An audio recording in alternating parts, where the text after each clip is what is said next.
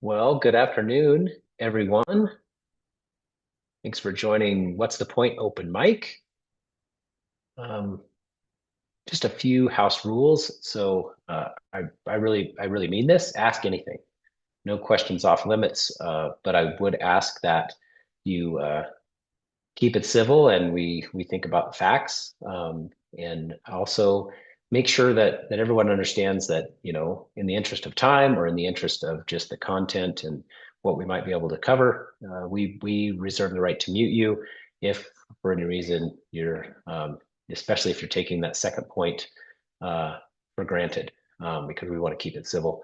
I think that is part of the point of what we're doing here is we're trying to really open the discussion about economic development in Wyoming. Many of you have probably seen the What's the Point podcast, where we are talking with folks around the state about economic development and what it means to them. And that's really where we came up with What's the Point, because we think that it really matters what you all think. At the state level, we can talk about our programs and we can talk about our funding and we can talk about the work we do. And it's not that that's not important, but what's really important is hearing from you about what you're seeing on the ground, what you're experiencing as a Wyomingite, and how we can really shape a future where people have more opportunities. I think all of us can recognize and probably have felt it personally, within our families, within our friends, others that we see, and even professionally with our work, that it's a challenging thing to be able to utilize the whole career in Wyoming. I was joking around with someone last week, and I'd sort of telling my career story. And every time I would talk about a change in my career, I used the word lucky. And one of the things that I realized is that I think the business council and all of us that are really involved in this conversation, we're trying to make it where luck is not part of the equation. We want it to be where you don't have to be lucky to have your whole career in Wyoming. We want it to be accessible. We want it to be open. We want you to have options to be able to move around within your career and continue to grow and not have to be lucky. Some of us have been, those of us with as much gray hair as I have and been able to be in Wyoming my whole career. Frankly, right now, that's lucky.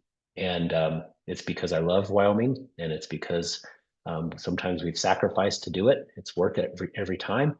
But again, we work on this whole problem of economic opportunities for Wyomingites because we want others to feel that luck. And with that, I'm going to open it up to anybody who wants to start asking questions, and we'll take off from here. If you could just raise your hand and we will recognize you. Down at the bottom of the Zoom screen, you'll see something that says, I believe it says react, and you can raise your hand and we will take your question. If you wouldn't mind turning on your camera and letting us know who you are, I'd love to hear your thoughts. Hi there, this is Julie Barnes. I am over in Etna, Wyoming today, the Banana Belt. It is so warm and nice. So, hey, I just am curious. It seems like things are heating up quite a bit regarding the funding and potential dismantling of the Business Council. Can you just give us an update on that and maybe, the legalities? What kind of voting needs to take place in order to either keep it or not keep it, and so forth? Thank you. Oh, well, thanks for asking that.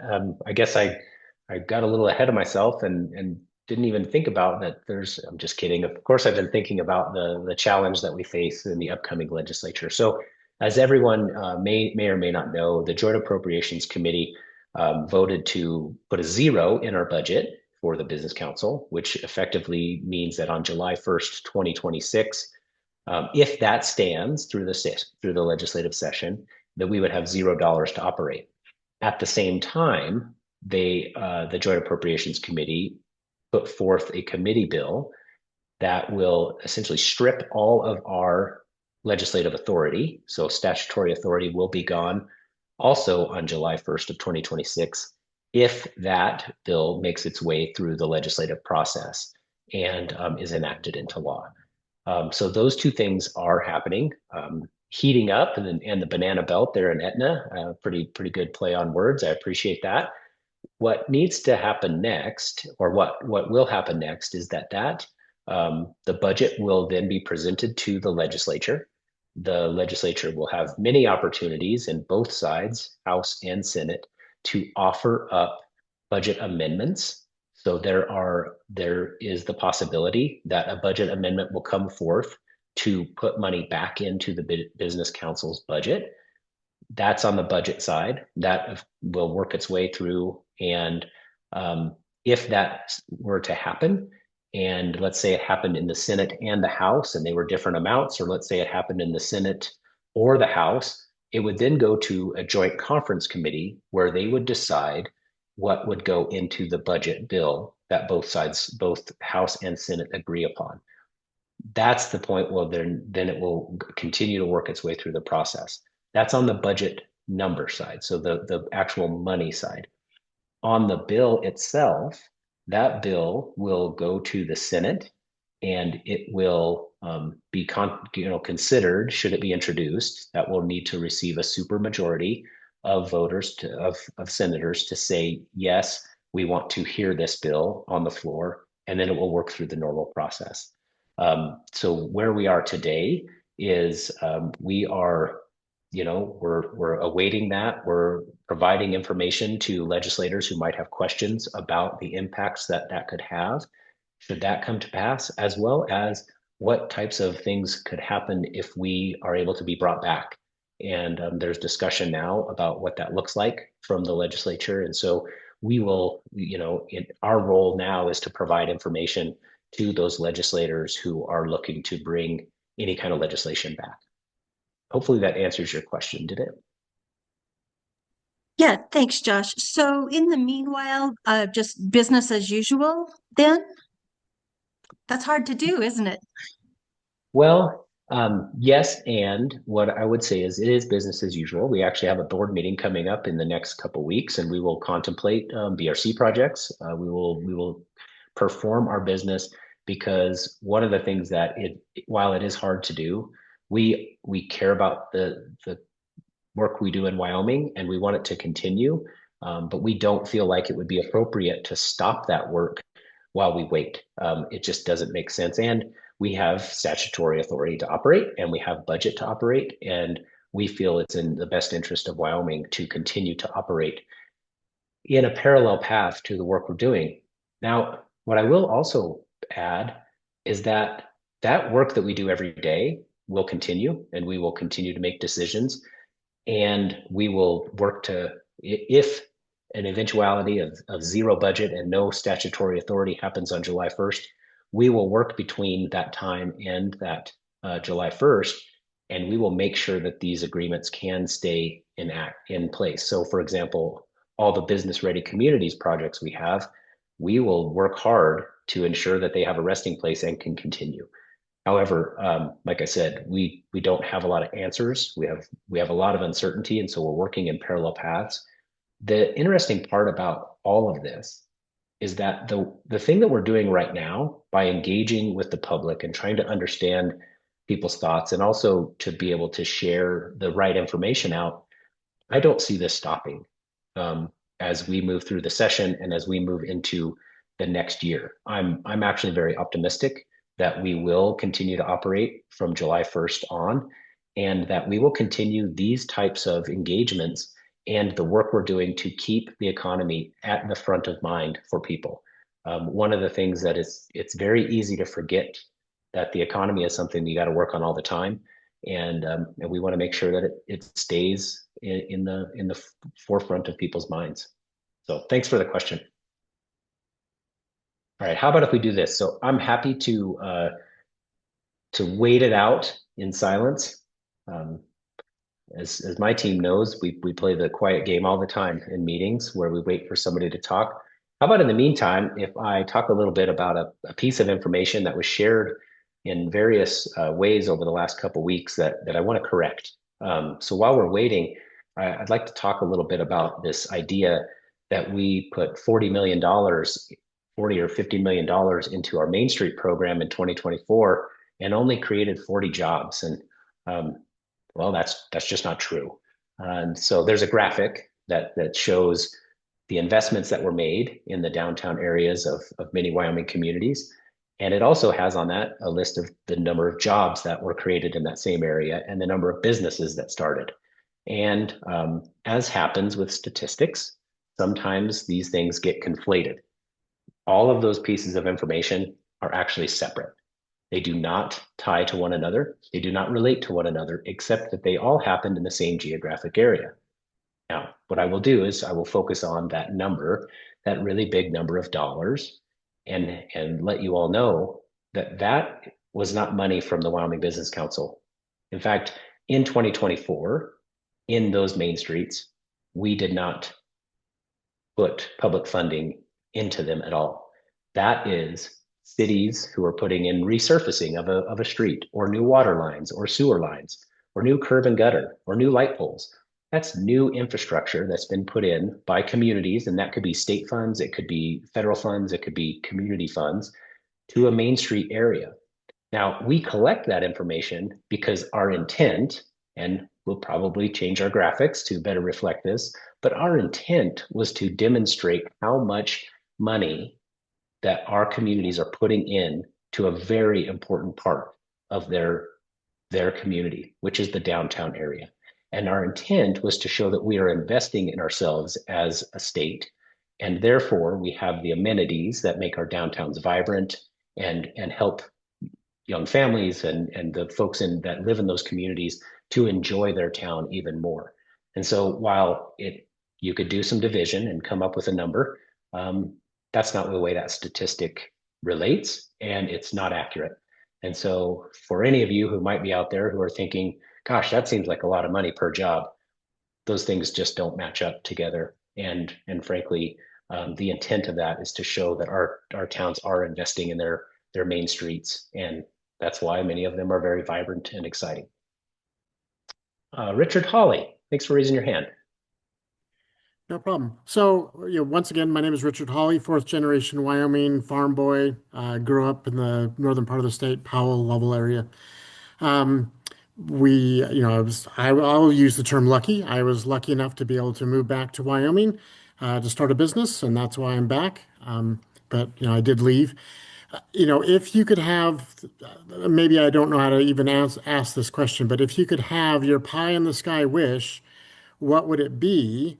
Would it be, because you are regulated by statute on what activities you could actually do? You guys don't have bonding authority, just as an example, like WCDA or Wyoming Energy Authority, but is that something that, you would like to potentially have? That way you guys could actually issue your own tax exempt revenue bonds. Or, what would be your pie in the sky? What would you like, to actually, if they're going to make changes, you could ask for some major changes to take place. So I guess that's my question. Yeah. Well, first of all, thanks, Richard. And by the way, I was up in your neck of the woods a while ago, but one summer, 2 summers ago, I was up there for baseball, and really nice baseball complex there in Cowley, I will say. So we stayed in Lovell, nice place, beautiful up there. And gosh, this is a really interesting question. I'm going to take it in 2 bites if you don't mind. Pie in the sky. If I could have anything I wanted, what I would tell you is that the Wyoming Business Council would not be a funding mechanism in our state. And the reason I say that is because I would love it if at the local community level and throughout the entrepreneurial landscape, that there were enough private mechanisms or local government mechanisms to fund growth without us. If I wanted to have my pie in the sky, it's that every community in Wyoming would have the mechanisms in place, and they would have the funding available to do economic development and growth on their own. That's what I really want. I want that local control. And then, maybe the next phase would be that the know-how at that local level would also build. And we want to be partners in that. And we want to be able to bring the economic rigor and the services to solve problems at a local level. But ultimately, I would love it if funding and know-how were at such a high level at the local level that the state didn't really have to play in that. And I know people are probably thinking, well, gosh, that seems a really, really like an odd dream. And it's like, no, I really believe in the power and the potential of people. And at the local level, I really strongly believe that. I think it's going to take some time. It's going to take some pretty good structural changes to occur, but that's really that high end what I would like. Now, I think what your question also related to was maybe more of a short-term pie in the sky question. And what I would tell you is that right now we have a 94-page statute, and it's full of programs and ideas that we can't either utilize or they don't solve the problem at hand. And what I would love to have is a much more lean statute that allows us, still within the constructs of the Constitution and our statutory framework, but to operate in a way that allowed us to solve problems more quickly. And it allowed us to solve problems that were different because each of our communities have a different set of problems. They may look the same from the outside, but when you dig into them, they're slightly different. And so I would like a much more pared down, yet flexible statutory framework for the Business Council to operate. Again, I want to honor the Constitution and all of the things that are in the Constitution. I would keep and stay strong. However, our statute's bloated. It's a little, it's got a lot of stuff in it that probably needs to be revisited. And I would love more than anything to have a lightweight and agile statutory framework. Thanks, Richard, for the question. All right, it looks like we're gonna hand up. Again, if you wouldn't mind reintroducing yourself and It's me again. It's you again. Yeah. Hey, how are you? Julie Barnes over in Etna. So I'm beginning to just do a lot of research on the ways that the state is helping small businesses. And I know there are a lot of people on this call. And if this is a discussion that needs to take place outside of this call, then that's fine. But could you just give me the cliff notes as to exactly what the purpose is of this organization and how it works and how we as community members might be able to assist? Thank you. Yeah, good question. Thank you. Well, the Wyoming Business Council exists to help create opportunities for current and future generations of Wyomingites. And what that really means to us is what are the policies or investment tools that we can make that will help people in Wyoming either start businesses or expand their businesses or recruit businesses in so that we have really strong communities of businesses. And our ultimate goal is to fix any of the gaps that exist in an economy when you have a very sparsely and small population, when you have traditionally a very extraction-based economy, and how do we make it so that an entrepreneur can find their way through that maze? Again, in order to create opportunities. Now, when it comes to small businesses, there are a number of things that we do. We have a number of partners. So the Small Business Development Center, the Manufacturing Works, we have the Wyoming Women's Business Center, we have the Wind River Development Fund. A lot of these partners, their jobs and their goals are to help very specific areas of the economy thrive. So that might be technical assistance on how do I start a business, or how do I set up my accounting system? How do I go out and expand my business into other areas? We also work with what's called market expansion and business retention and expansion opportunities. So we have people on our team who are really keen to help entrepreneurs or help small businesses reach out to new markets. We have people both on our team and within our partners who are focused on the entrepreneurial landscape. How do we help people get from 0 to 1 to 10 to 20 employees and beyond? How do we help them with services? Sometimes it's funding, sometimes it's policy work, And sometimes it is just that technical assistant. The other area that we help a lot is on that, we'll call it creating the landscape within a community to make it easier for businesses to thrive. We work specifically with community level leaders. So that might be county commissioners, it might be the city government, it might be business leaders within that who are saying, hey, we have some things that are stopping our growth. And we have a program called Assessment to Action that really brings those teams together, provides them problem solving tools, and then asks them to work on this problem over a long period of time, a number of weeks, so that we can kind of like set that type of structure in place and give people the exercise program to work on, and then begin to develop the landscapes within their communities. So those are all of the, or many of the ways we do it. The other thing that is probably the thing that's the most persistent throughout the state are our regional directors. So our regional directors, we have 6 of them for all of the different regions in the state, and they all work in the counties in our state to really help make those connections, to help understand a community at the level of how they're different maybe than their neighbors, so that they can help get work done. And those regional directors provide all of the connection to all of the services that we provide, that our partners provide, and throughout the state in other state agencies or other groups, they can make those connections to really help solve problems at the local level. And I think that that's one of the things that people sort of forget about the Business Council, is that we cover such a broad area and so many different types of businesses, so many types of different problems, that it's hard to understand how they all work together. So I'm glad you asked that question. And I think, more than anything, I hopefully the state knows that, we've got you covered in one way or another. And we're continuing to do our best with our team to cover the state. Thank you, sir. I appreciate Yeah. that. Great question. Thank you. Oh, right on. Sandra. Yeah, good afternoon. My name is Sandra Bay. I'm the grants manager here in Laramie County. I was wondering what our local entities who have benefited from the Wyoming Business Council project can do to help you guys out.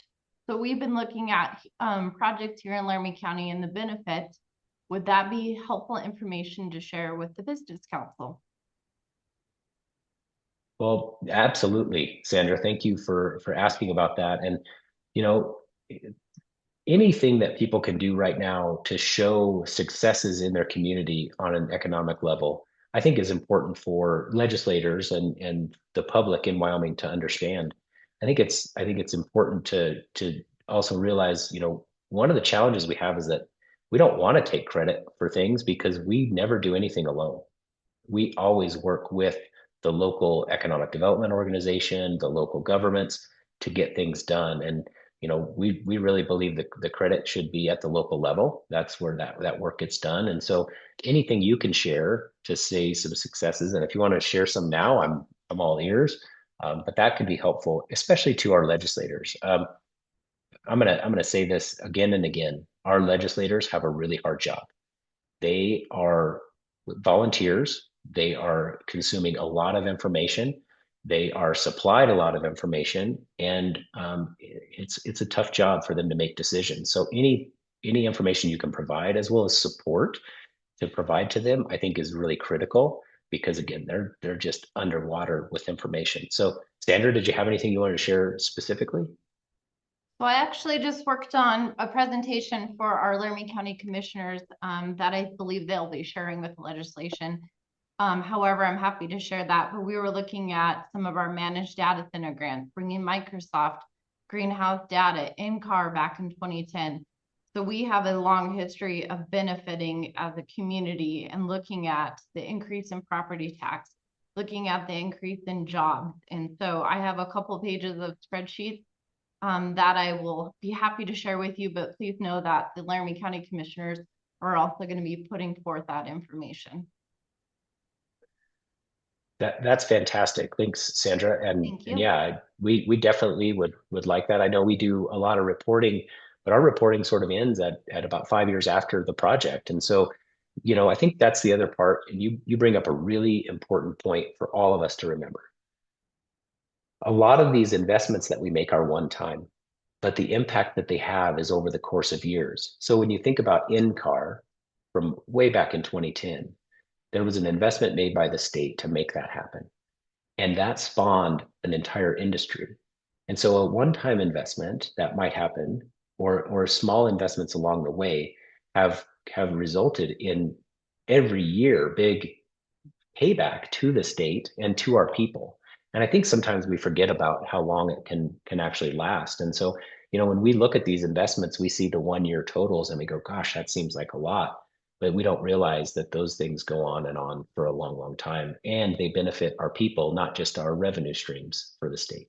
So yeah, I'm looking forward to seeing that, Sandra. And we appreciate the work that the county commissioners have done in Laramie County. It's a lot. Thank you. Yep. Yeah, Chris. Hi, I'm Chris from Rock Springs, and I have two questions. My first one is how how's the business recruitment and development done at the state level at the states we're competing with, particularly our neighboring states? And then what advantages or disadvantages exist because of the way our state statutes are set up in comparison? So at our state level, we do a lot of recruitment. We have 2 recruiters on staff who are working in various industries, but they're out at trade shows, they're out at events, they work with site selectors around the country to try to attract businesses to Wyoming. Um, and in some ways, it's not much different than in other states. Those states are out doing the same thing. In fact, I think I might have mentioned last week that I was at SHOT Show a couple weeks ago, and there were representatives from Indiana and Texas and Montana and Idaho and Nebraska all competing for businesses to come to their states. Some of the differences, though, that we have is that in other states, they're able to provide either tax incentives or cash directly to a business in order to attract them to their state.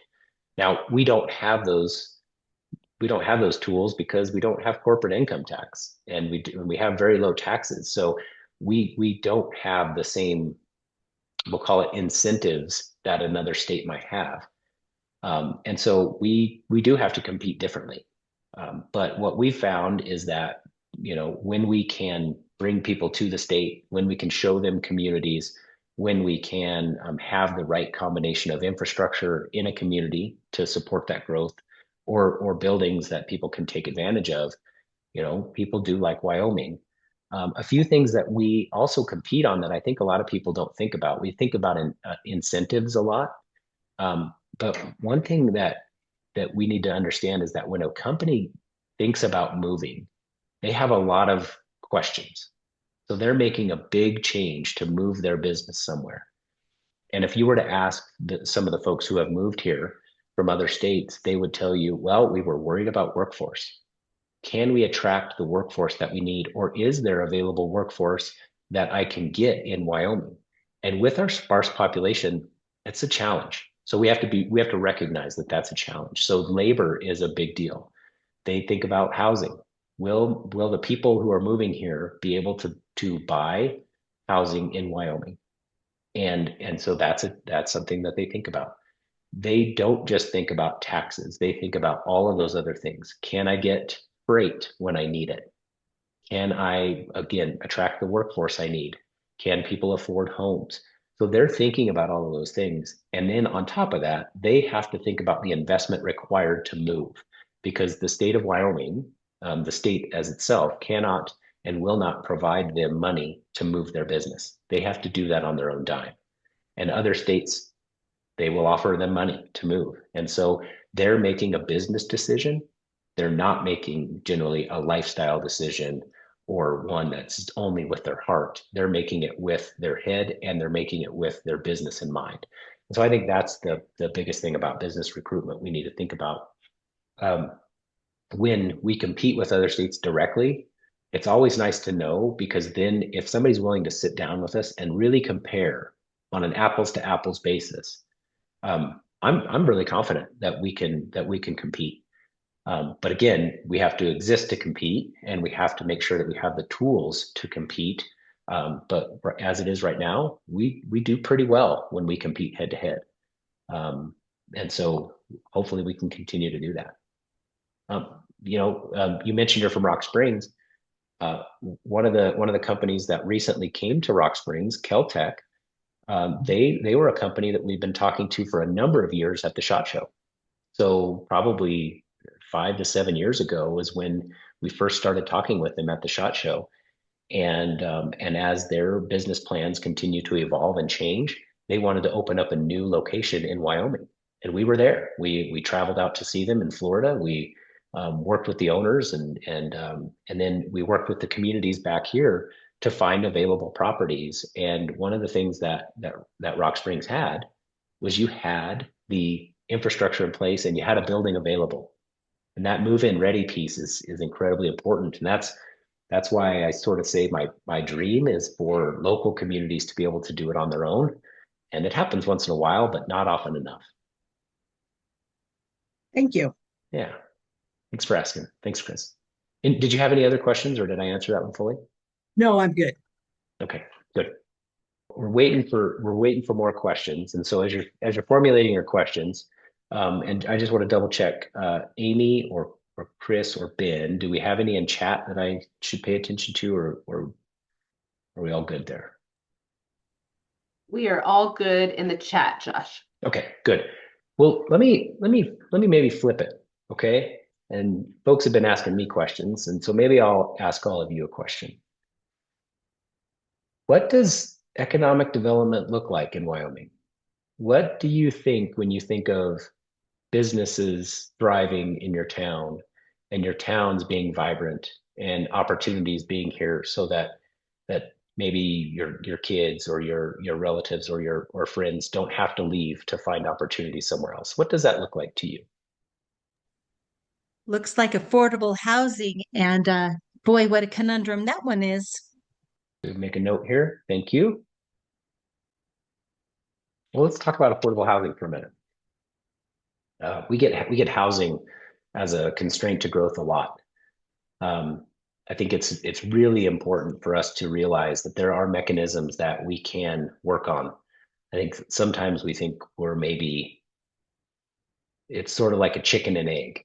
Well, we don't have the housing supply, so people don't want to move here, and because we can't get people to move here, we can't increase the demand, or we say, oh gosh, we don't have enough demand, so there's not going to be a supply. And there are elements that we can work on in that equation.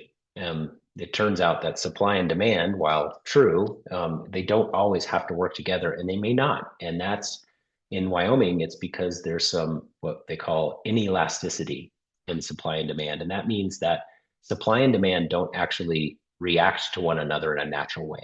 And the reason is that there is overregulation at the local level, and there is lack of arterial infrastructure at the local level. And some of our programs can be used for arterial infrastructure. The Business Ready Communities program can be used for arterial infrastructure for growth. But the regulatory environment at a local level tends to be a little bit onerous. And I think that one of the things that we could work on together with the locals is that regulatory environment. We've seen communities like Cheyenne take a deep dive, and it takes years. This is not a quick fix. If you can put the effort in at a local level to change your zoning requirements, your lot size requirements, perhaps some of your housing codes and building codes, you can see that change, or at least make it easier for change to occur. And I think you're right. I think the housing game, unfortunately, I think people are waiting for some sort of silver bullet or magic solution. And I think if you ask the mayors and city council people with what they've been doing, it's a bunch of little things that make a difference there. And so you're right. Affordable housing is a challenge. It's actually a challenge around the country. But I would say the first thing you could do is look at the local level at your regulations and ask yourself, do we really need these? Or are we willing to change in order to change our housing costs and amount of housing? Oh, Thanks, Richard, for that information. That's super helpful. Thanks for providing that. And I am willing to talk. I just have a dog that wants to bark today, and so I'm sorry about that. So, I mean, and I can put myself back on the screen too, I guess.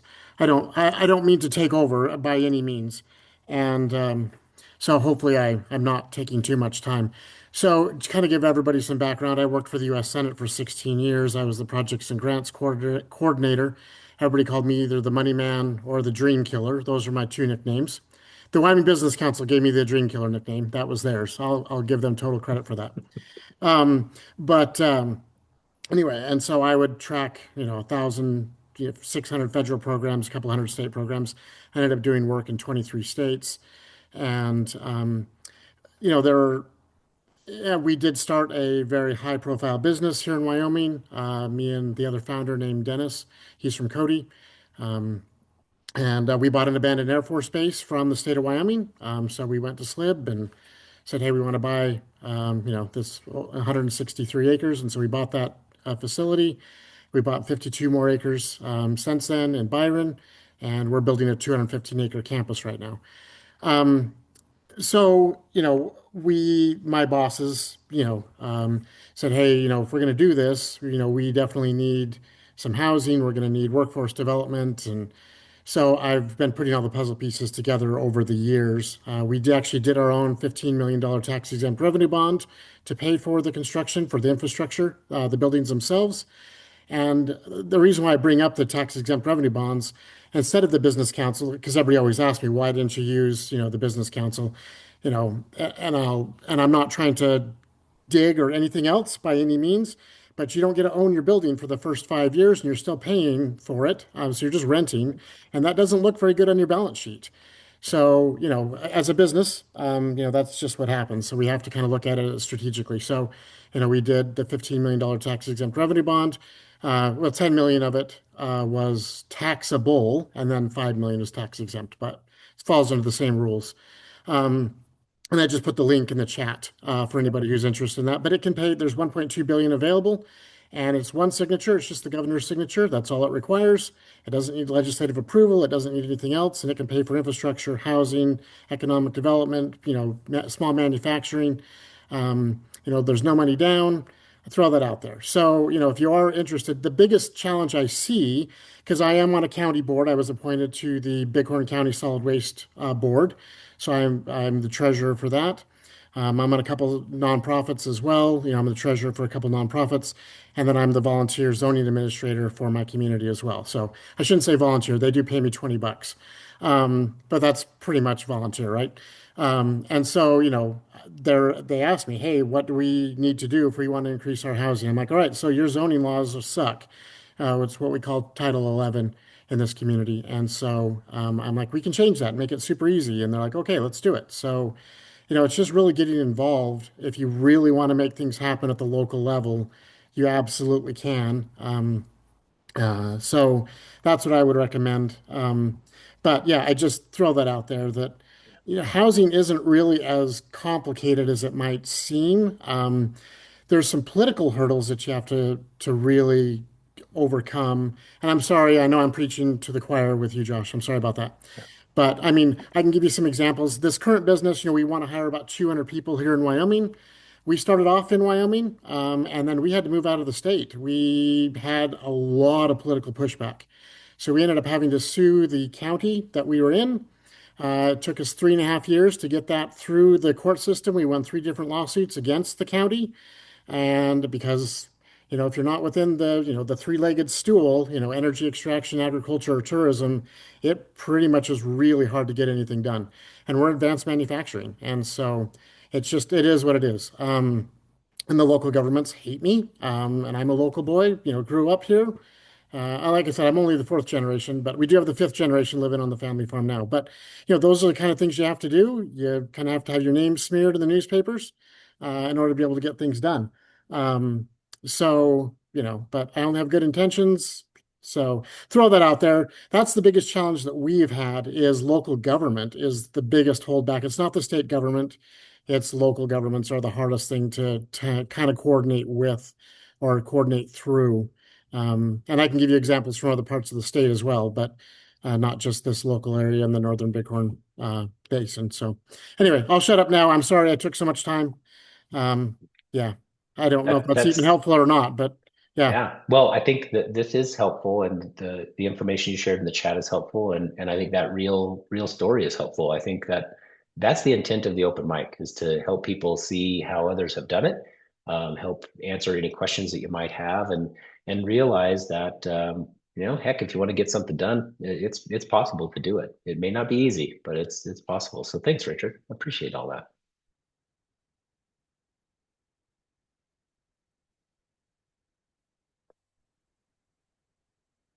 All right. Well, how about let's do this? Unless somebody's got a burning question or a burning comment they want to add, how about if we just take a minute and talk a little bit about what it looks like moving forward. And again, I think it's super important for us to think about the economy. We have had the I believe fortunate situation of some pretty good headlines that have come out because of the Joint Appropriations Committee's decisions and to defund the Business Council and to remove its statutory authority. The reason I think that it's fortunate is because more and more people are thinking about the economy. More and more people are getting serious about plugging in to what they can do to help our economy. I strongly believe that it's going to take all of us to do it. We are in a state that has a very low population. We're in a state where we are very spread apart across the state, but we can use that to our advantage. And we can use that in the way that we know people, we can communicate easily, we can reach the people who are in power quickly and easily, and we should take advantage of that. And I really believe that this focus on the economy, and specifically this focus on how do we do economic development the Wyoming way, is going to be a positive in the long run. And it's going to be bumpy in the short run. And that's just reality. But if we can get people to focus on the structural changes that are necessary, the way that we fund economic development in the state, the way that we work together in the state and have our ideas heard, I think we're going to be in a much better place. And so a lot of people have asked me over the last few weeks, how is this going? Is it hard for you and your team to navigate this situation? And the short answer is yes. But the long answer is we wouldn't have it any other way, because we strongly believe in Wyoming, and we believe that we can make a difference in Wyoming. And if we need to be the poster children for how the economy gets its groove back, we're all for it. And if that's what it takes, we're going to do it, because we strongly believe in building local capacity. We strongly believe that we can help at the state level, not just with funding, but more importantly, with solving problems and helping local communities build that capacity that they need. And we strongly believe that it's going to take a long time to do it. And we're willing to put that work in. We don't think that this is the end. We think it's the opening of a great conversation that's going to end up, I believe, making Wyoming stronger, because more and more people are saying, we're not going to take this for granted. We're going to have our voices heard, and we're going to make sure that the people in power know how we feel. And what I would ask all of you to do is continue to do that, but don't do it just for this session, and don't do it just so that the Business Council can make it through this session. Do it because we need to be focused on the economy in the long run. So we have a very specific moment in time that we have to work ourselves through. But when it comes down to it, we need this involvement all the time, because that's the way we're going to create opportunities for future generations of Wyomingites. And so I just appreciate people plugging in. I appreciate the feedback that we're getting, both negative and positive, because I think all of it makes us better. And I hope that you'll keep tuning in and keep plugging into the economy at the state and local level. So thank you all for joining. And as maybe some folks have mentioned in the chat, we've got a few more pieces that we want to promote, because there's a really cool webinar happening on the 5th, which is what's called the exit interview. And this is this is a crazy concept where we're not going to be having a bunch of old people like me talking. We're going to listen to young people talk about how they see the world. I think it's a really important thing for us to understand that we are creating the future for people. They should probably be involved. And so all of you, thanks for joining.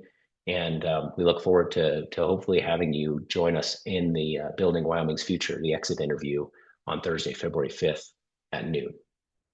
Thank you all.